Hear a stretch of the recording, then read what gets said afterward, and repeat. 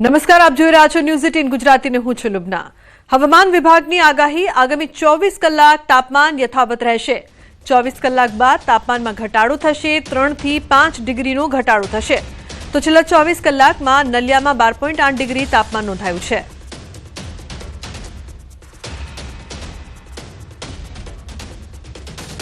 आने वाले 7 दिनों के लिए गुजरात स्टेट के लिए ड्राई वेदर प्रिवेल करेगा और मिनिमम टेम्परेचर की बात करेंगे तो आने वाले 24 घंटे में मिनिमम नो लार चेंज में रहेगा मिनिमम टेम्परेचर। उसके बाद मिनिमम टेम्परेचर में 3 से 5 डिग्री की गिरावट का पूर्वानुमान है उसके आने वाले अगले 2 दिन के लिए। उसके बाद मिनिमम टेम्परेचर फिर से 2 से 3 डिग्री सेल्सियस से राइज होने का पूर्वानुमान है। और मिनिमम टेम्परेचर रियलाइज की बात करेंगे तो अहमदाबाद और गांधीनगर में तो अहमदाबाद में 18.6 डिग्री सेल्सियस और गांधीनगर में 18.2 डिग्री सेल्सियस मिनिमम टेम्परेचर पिछले 24 घंटे में रिकॉर्ड हुआ है। ફરી 4 ફેબ્રુઆરી તાપમાન વધી જશે, 2 થી 3 ડિગ્રી તાપમાન વધી જશે। વેસ્ટર્ન ડિસ્ટર્બન્સના કારણે વાદળછાયું વાતાવરણ રહેશે। 24 કલાક વાતાવરણ યથાવત રહેશે।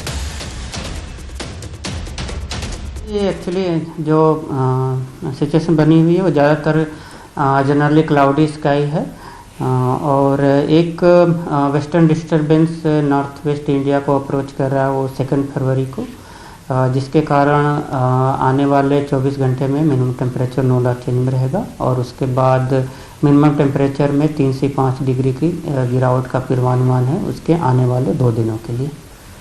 और उसके बाद मिनिमम टेम्परेचर में 2 से 3 डिग्री की राइज का पूर्वानुमान है। તો ગુજરાતના ખેડૂતો માથે માવઠાનું જોખમ, 16 જિલ્લામાં તોડાઈ રહ્યું છે માવઠાનું જોખમ। આજથી 3 દિવસ રહી શકે છે માવઠાનું જોખમ। હવામાન નિષ્ણાત અત્રેયા શેટ્ટીનું અનુમાન। 2 ફેબ્રુઆરીએ શક્યતા રહેશે માવઠાની। દક્ષિણ તરફ વધતા વેસ્ટર્ન ડિસ્ટર્બન્સની અસર, ઉત્તર મધ્ય અને દક્ષિણ ગુજરાત પર જોખમ। तो अगर हम देखें तो ये अभी एक पश्चिमी विक्षोभ की वजह से फिर से एक बार बेमौसमी बारिश का खतरा मंडरा रहा है और ये 31 तारीख से लेके 2 फरवरी तक इसकी सबसे ज़्यादा संभावना लग रही है। जो उत्तर गुजरात के कुछ ज़िले हैं, पूर्वी गुजरात खास करके, और जो मध्य गुजरात के इलाके हैं, इन इलाकों में सबसे ज़्यादा संभावना है। बारिश ज़्यादा होने की संभावना नहीं है, यानी कि लगभग 1 से 5 मिलीमीटर के बीच की बारिश की ऐसी संभावना लग रही है। और अगर मैं ज़िलों की बात करूं तो सबसे ज़्यादा जो इसकी संभावना है वो साबरकांठा, मेहसाना, अरावली, महिसागर, दाहोद और खेरा, और फिर अगर हम मध्य गुजरात की तरफ आए तो फिर कुछ हद तक अहमदाबाद, गांधीनगर की इलाके और वडोदरा के इलाकों में खतरा है। और फिर अगर हम थोड़े दक्षिण की तरफ जाए तो नर्मदा और भरूच और कुछ हद तक सूरत और भावनगर के भी छुटपुट इलाकों में ऐसी हल्की बारिश की संभावना है। સાબરકાંઠા, મહેસાણામાં થઈ શકે છે માવઠું। અરવલ્લી, અમદાવાદમાં પણ માવઠાની આશંકા। ગાંધીનગર, મહીસાગરમાં પણ માવઠાની સંભાવના રહેશે। પંચમહાલ, દાહોદમાં પણ થઈ શકે છે માવઠું। તો ખેડા, આણંદમાં પણ સાવધાન રહે ખેડૂતો। છોટાઉદેપુર, વડોદરામાં માવઠું થઈ શકે છે। ભરૂચ, નર્મદામાં પણ માવઠાના એંધાણ છે। તો ભાવનગર અને સુરતમાં પણ ખેડૂતો પર માવઠાનું જોખમ રહેશે। મોટાભાગે સવાર અને સાંજે થઈ શકે છે માવઠું। રાજ્યભરમાં રહી શકે છે વાદળછાયું વાતાવરણ।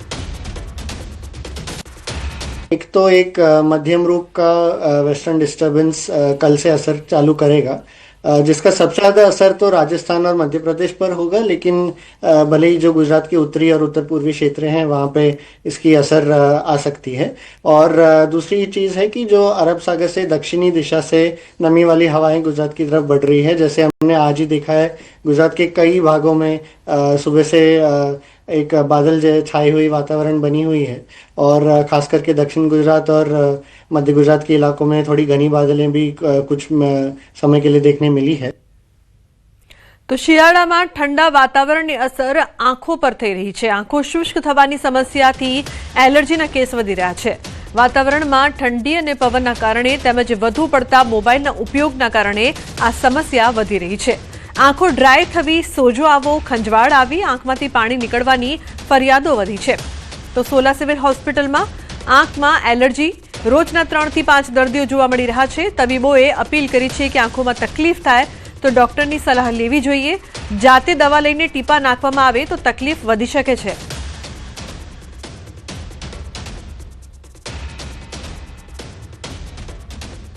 તો આંખો શુષ્ક થવાની સમસ્યાઓ વધી રહી છે. શિયાળામાં એલર્જીના કેસ સતત વધી રહ્યા છે, પરંતુ ડોક્ટર દ્વારા સલાહ આપવામાં આવી છે કે જો આવું થાય તો જાતે ટીપા ન નાખો અને ડોક્ટરની સલાહ લો.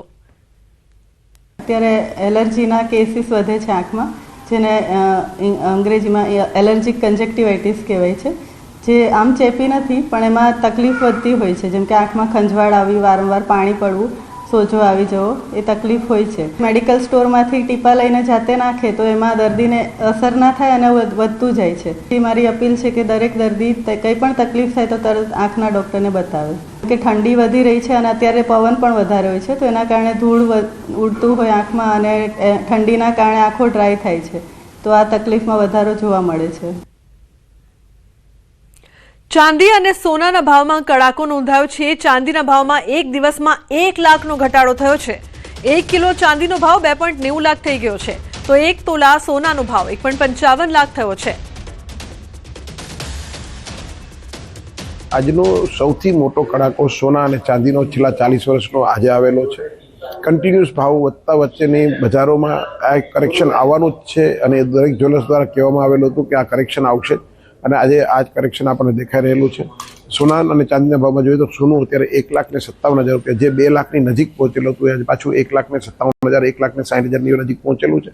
અને ચાંદી જે છે એ 4 લાખને પાર કરી ગયેલી હતી, એ અત્યારે 2,97,000 રૂપિયા સુધી પહોંચેલી છે.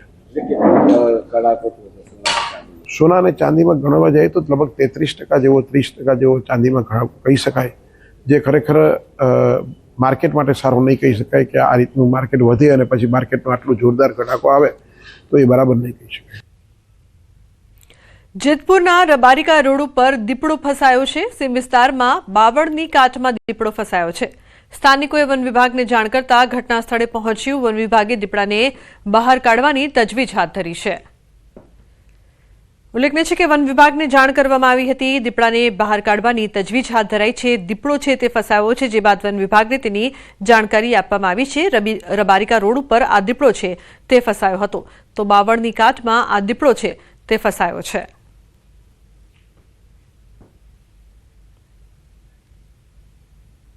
બનાસકાંઠાના પાલનપુરમાં યુવકને હડકવાના લક્ષણ દેખાય છે. પાલનપુર તાલુકાના નડાસર ગામે ભાગ્યા તરીકે કામ કરતા એક યુવકને 3 મહિના પહેલા હડકાયું કૂતરું કરડ્યું હતું. તે સમયે યોગ્ય અને સમયસર સારવાર ન મળતા યુવકને હડકવાના લક્ષણો દેખાયા છે. યુવક શ્વાનની જેમ ભસવા લાગ્યો હતો અને 4 પગે ચાલીને લોકોને કરડવા દોડતો હતો. આ સાથે યુવક અચાનક પોતાના ઘરમાં હિંસક બનીને પત્ની પર હુમલો પણ કરવા દોડ્યો હતો. બાદમાં પરિવારજનોએ અને ગામ લોકોએ દોરડાની મદદથી યુવકને કાબૂમાં લઈને ઝાડ સાથે બાંધી દીધો હતો. ત્યારબાદ તાત્કાલિક તેને સારવાર માટે પાલનપુર ખસેડવામાં આવ્યો હતો. તો હોસ્પિટલ પહોંચ્યા બાદ પણ યુવક આક્રમક બનતા સ્ટાફે તેને એક રૂમમાં બંધ કરવાની ફરજ પડી હતી. હાલ યુવકની સારવાર ચાલુ છે. તો બીજી તરફ તબીબોનું કહેવું છે કે હડકાયું કૂતરું કરડ્યા બાદ સ્થિતિ ગંભીર થઈ છે. રાતનું પાછું શું કરે છોકરો? એ કૂતરું બોગા પાડતું હોય એમ પાડતો. કેટલા વાગ્યાથી આ બનાવ શરૂ થયો? 10 વાગે. 10 વાગ્યાથી. પછી શું થયું? પછી રાતનો પાછળ પડતો ને પછી પકડીને પછી બોધ દીધી. બીજા કોઈને બચકું ભર્યું કે એવું કઈ કર્યું? ના.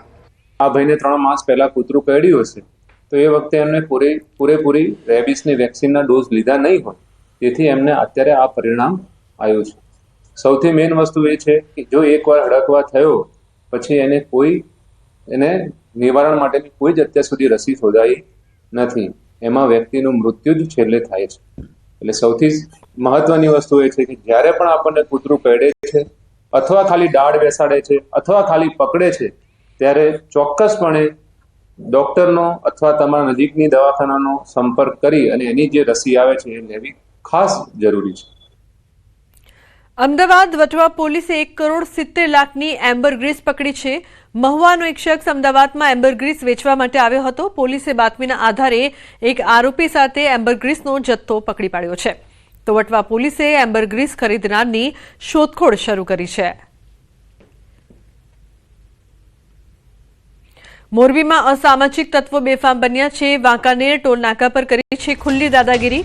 લુખ્ખા તત્વોએ અનેક ટ્રકોને ટોલ ભર્યા વગર દાદાગીરીથી પસાર કરાવ્યા છે. ટોલ નાકાના કર્મચારીને ધમકી આપી ટોલ બૂથ પર બેરિકેડ્સ તોડીને ટ્રકો પસાર કર્યા. જયરાજસિંહ અને એક અજાણ્યો ડમ્પર ચાલક વિરુદ્ધ ગુનો નોંધાયો છે. તો વાંકાનેર સિટી પોલીસે ગુનો નોંધીને વધુ તપાસ હાથ ધરી છે.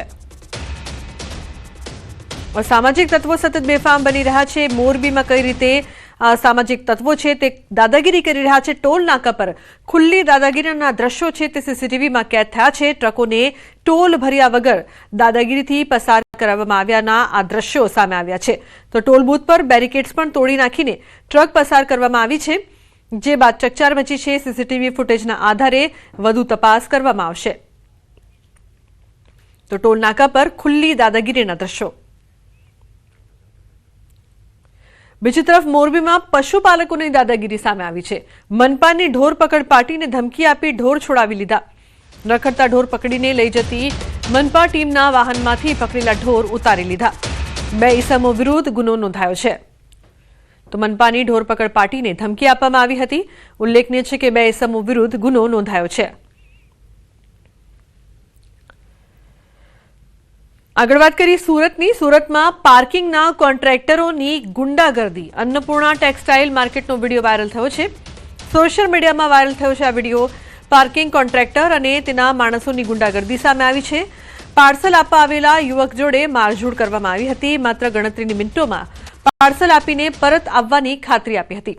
છતાં યુવક પાસેથી પાર્કિંગ ચાર્જે પેટે બબાલ કરવામાં આવી. સામાન્ય બોલાચાલી બાદ વાત મારામારી સુધી પહોંચી ગઈ હતી. ગત રોજ સાંજે 4:30 વાગ્યાની આસપાસ આ ઘટના બની હતી. વાયરલ વિડીયો પોલીસ તપાસનો વિષય છે. સુરતના ઉધના વિસ્તારમાં રોમિયોને મેથી પાક ચખાડ્યો. બાળકીની છેડતી કરનારની ધોલાઈ. એકવાર સમજાવવા છતાં નહીં માનતા જાહેરમાં લોકોએ સરભરા કર્યા. તો સ્થાનિકોએ રોમિયોને ઝડપી પોલીસને સોંપ્યો હતો. ઉધના પોલીસે આ મામલે વધુ તપાસ હાથ ધરી છે.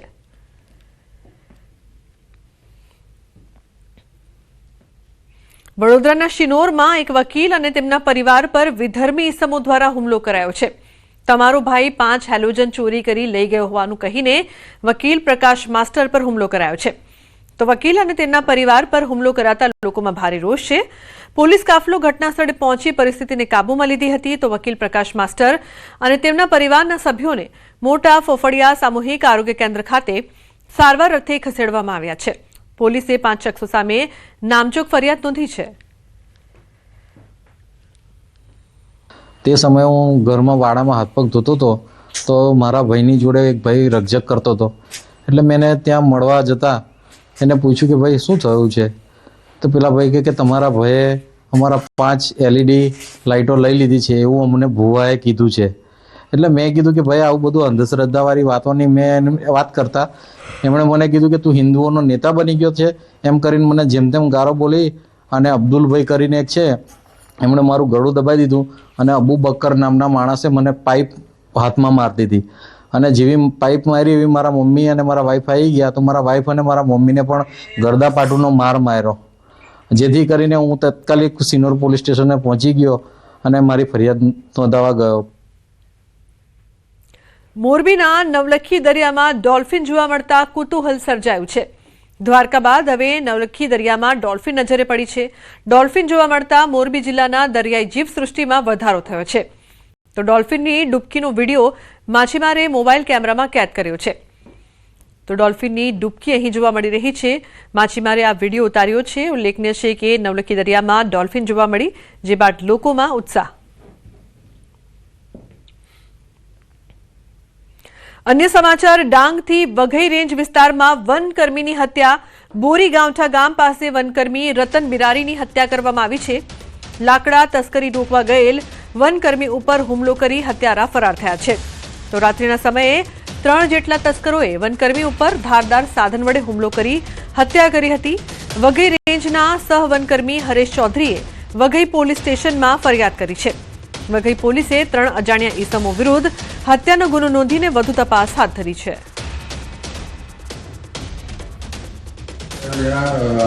રતનભાઈ ધનસુખભાઈ બિરાડી મરણ હાલતમાં પડેલા હતા. તેમજ ફોન એમનું સાઈડમાં પડેલ હતું અને નજીકના ઝોપડામાં રહેતા ખેતરમાં રહેતા મોતીરામભાઈએ જણાવેલ કે 3 ઈસમો લાકડી ચોરતા હતા. એ બાબતે એમના જોડે બોલાચાલી થતા તેઓએ તેના માથાના ભાગે તેમજ કોઈ ધારદાર લાકડી વડે મારીને એને હત્યા નિપજાવી છે. જૂનાગઢમાં 8 મહિના પહેલા વૃદ્ધ મહિલાના ગુમ થવાનો મામલો કૂવામાંથી માનવ અવશેષો મળી આવતા ચકચાર મચી છે. ખમીદાણા ગામમાં આવેલા કૂવામાં તપાસ અવશેષ વૃદ્ધાના છે કે નહીં તે અંગે એફએસએલે તપાસ હાથ ધરી છે. અવાવરૂ કૂવામાંથી ચીજવસ્તુઓ પણ મળી આવી છે. વૃદ્ધા પાસે 15 તોલા સોનું અને રોકડ રકમ હતી. લૂંટના ઈરાદે હત્યા કરી મૃતદેહ કૂવામાં ફેંકી દીધો હોવાની આશંકા છે. તો આયુષ્માન કાર્ડ કઢાવવા નીકળ્યા બાદ વૃદ્ધા લાપતા બન્યા હતા. કેશોદના ખમીદાણા ગામથી 65 વર્ષીય વૃદ્ધા ગુમ થયા હતા. સીસીટીવી ફૂટેજમાં વૃદ્ધા છેલ્લે રામ મંદિર પાસે દેખાયા હતા. જૂનાગઢ આરઆર સેલની ટીમ ઘટના સ્થળે તપાસ શરૂ કરી છે. શંકાના આધારે એક શકમંદની પૂછપરછ હાથ ધરી છે. 8 મહિનાથી ગુમ હતા. પછી અમે આ શોધખોળ માટે ઘણી ઓલી રજૂઆત કરી હતી. આ તે બસ 8 મહિના પછી આ બધું ઘરેથી શું કઈ નીકળ્યા હતા? એ આયુષ્યમાન કાર્ડ કઢાવવા. એના પાસે 15 તોલા સોનું હતું અને 2 લાખ રૂપિયા હતા રોકડા. કેશોદના ખમીદાણા ગામમાંથી 8 માસ પહેલા 65 વર્ષીય વૃદ્ધ સુમરીબેન બારૈયા ગુમ થયા હતા અને જેને લઈને અનેક રજૂઆત અને અનેક અરજીઓ છે તે પોલીસમાં કરવામાં આવી હતી તેમને શોધવા માટે, પરંતુ 8 મહિના સુધી સુમરીબેનનો કોઈ પણ પત્તો ન લાગ્યો અને અચાનક જ જૂનાગઢ રેન્જની જે આરઆર સેલની ટીમ છે તેમને માહિતી મળીને તેમના દ્વારા છે તે હાલ જે રીતે શોધખોળ શરૂ કરવામાં આવી છે અને શોધખોળના આધારે જે અવાવરૂ કૂવો છે ખમીદાણા ગામનો ત્યાંથી જે માનવ અવશેષો છે તે મળી આવ્યા છે કૂવામાંથી. તો બીજી તરફ એક થેલી પણ મળી આવી છે. સુમરીબેન જ્યારે ગાયબ થયા હતા ત્યારે તેમને 15 તોલાથી વધુ સોનાના દાગીના પહેર્યા હતા અને 2 લાખ રોકડા હતા તેવી પણ એક વાત હતી અને જેને લઈને હાલ એક જે થેલી છે તે પણ મળી આવી છે કે થેલીની અંદર દાગીના હોવાની પ્રાથમિક માહિતી છે. તો બીજી તરફ આજે માનવ અવશેષો પણ મળી આવ્યા છે ત્યારે એફએસએલ રિપોર્ટ મોકલ્યા બાદ ખબર પડશે કે તે સુમરીબેનના જ છે કે બીજા કોઈના અવશેષો છે. હાલ આ સમગ્ર મામલે છે તે પોલીસ તપાસ કરી રહી છે. જે આરઆરસેલની ટીમ છે તેમના અધિકારીઓ અહીં ઉપસ્થિત છે અને હાલ એક જે શંકાસ્પદ શખ્સ છે તેની પણ પૂછપરછ શરૂ કરવામાં આવી છે. જ્યારે આ જે કેસ છે તેના પરથી પડદો હવે ગણતરીના દિવસોમાં જ ઉચકી શકે અને એક મોટો ઘટસ્ફોટ થાય તેવી પણ શક્યતા છે. અમાર બખાઈ, ન્યૂઝ 18 ગુજરાતી, કેશોદ. સમાચારનો પ્રવાહ યથાવત રહેશે. હાલ રોકાઈશું એક બ્રેક માટે. આપ જોતા રહો ન્યૂઝ 18 ગુજરાતી.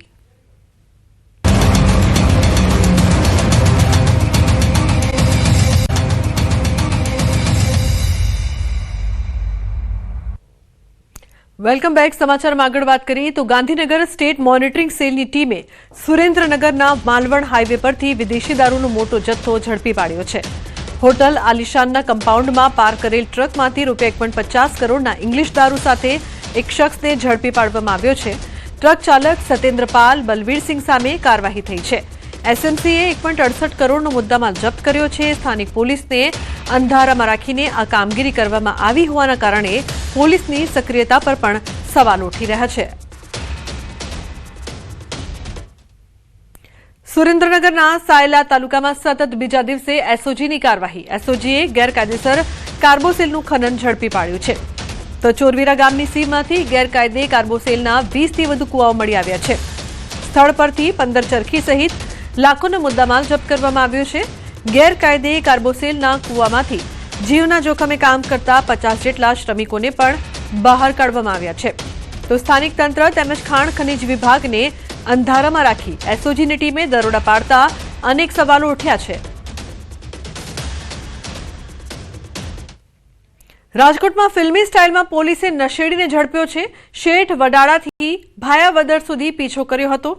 દારૂના નશામાં ધૂત ચાલકે અનેક વાહનોને અડફેટે લીધા. પોલીસની સાયરન અને પૂરપાટ થારના વિડીયો સોશિયલ મીડિયામાં વાયરલ. ભાયાવદર પોલીસે અરણી રોડની ગોળાઈ પર વોચ ગોઠવી હતી. ચાલકે ગાડી ન રોકતા પોલીસે ફિલ્મી ઢબે પીછો કર્યો. જામનગરનો રહેવાસી મહેન્દ્રસિંહ જાડેજા નશાની હાલતમાં ઝડપાઈ ગયો છે. તો પોલીસે સફેદ થાર કબજે કરીને કાયદેસરની કડક કાર્યવાહી કરી છે.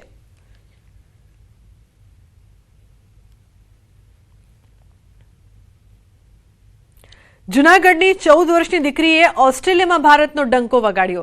ટેનિસ ખેલાડી જેન્સી કાનાબારે ઓસ્ટ્રેલિયન ઓપન U14 ટાઇટલ જીત્યું છે. Australian Open Asia Pacific elite under 14 women's title જીતનાર પહેલી ભારતીય પ્લેયર બની છે. જેન્સીએ ઓસ્ટ્રેલિયાની જ મુસેમા સિલેકને 3-6, 6-4, 6-1 થી હરાવીને આ ખિતાબ જીત્યો છે.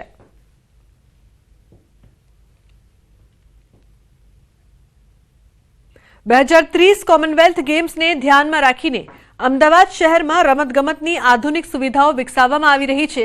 શહેરના વસ્ત્રાલ વિસ્તારમાં આંતરરાષ્ટ્રીય કક્ષાનું ફૂટબોલ ગ્રાઉન્ડ સહિત કુલ 4 ક્રિકેટ ગ્રાઉન્ડ તૈયાર કરવામાં આવ્યા છે. પૂર્વ ઝોનના વસ્ત્રાલ ખાતે ક્રિકેટ સાથે ફૂટબોલ પ્રત્યે લોકોમાં રસ વધે તે હેતુથી સ્પોર્ટ્સ કોમ્પ્લેક્સ તૈયાર કરવામાં આવ્યો છે. આ સ્પોર્ટ્સ કોમ્પ્લેક્સમાં આંતરરાષ્ટ્રીય ધોરણો અનુસાર ફૂટબોલ ગ્રાઉન્ડનું નિર્માણ કરાયું છે.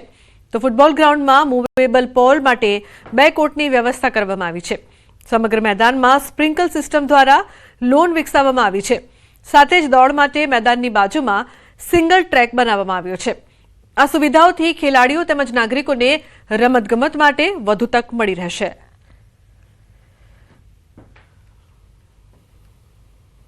આજે અમદાવાદ વૈશ્વિક ઓળખ પામી ચૂક્યું છે. મહાનગરની અંદર આંતરરાષ્ટ્રીય કક્ષાનું નારણપુરા ખાતે સ્પોર્ટ્સ કોમ્પ્લેક્સ બની ચૂક્યું છે, જેની અંદર 29ની અંદર વર્લ્ડના ફાયર અને પોલીસના જવાનોની સ્પર્ધા યોજાશે. 2030ની અંદર આ કોમનવેલ્થ ગેમ યોજાશે. એવી રીતે અલગ અલગ રમતો અને લોકો રમત પ્રત્યે રુચિ વધે એ રાતે મહાનગરપાલિકા દ્વારા અલગ અલગ એક્શન લેવામાં આવી રહ્યા છે. પદ્માવત ફિલ્મના વિરોધ સમયે થયેલા પોલીસ કેસો પરત ખેંચવાનો નિર્ણય. રાજપૂત સમાજના યુવાનો અને વડીલો પર થયેલા કેસો સરકારે પરત ખેંચ્યા. ઉત્તર ગુજરાત રાજપૂત સમાજે સરકારમાં રજૂઆત કરી હતી. અમારા મોટાભાઈ સમાન જયરાજસિંહ પરમાર, જેઓ અમારા ઉત્તર ગુજરાત રાજપૂત સમાજના પ્રમુખશ્રી છે, તેઓએ વચ્ચે તમામ રાજપૂત સમાજના આગેવાનોને ગાંધીનગર સરકારના મંત્રીઓ સામે મિટિંગ કરેલી અને એ વખતે એ મિટિંગમાં એવી ચર્ચા થયેલી કે ભાઈ અમે જે રાજપૂત સમાજના યુવાન અને વડીલો ઉપર જે ખોટા કેસો થયા છે એ પરત ખેંચવાની વાત હતી. તો સરકારશ્રીએ એ કેસો પરત ખેંચ્યા અને રાજપૂત સમાજની આજે જે જીત થઈ તે બદલ સર્વે રાજપૂત સમાજના વડીલોનો હું આભારી છું.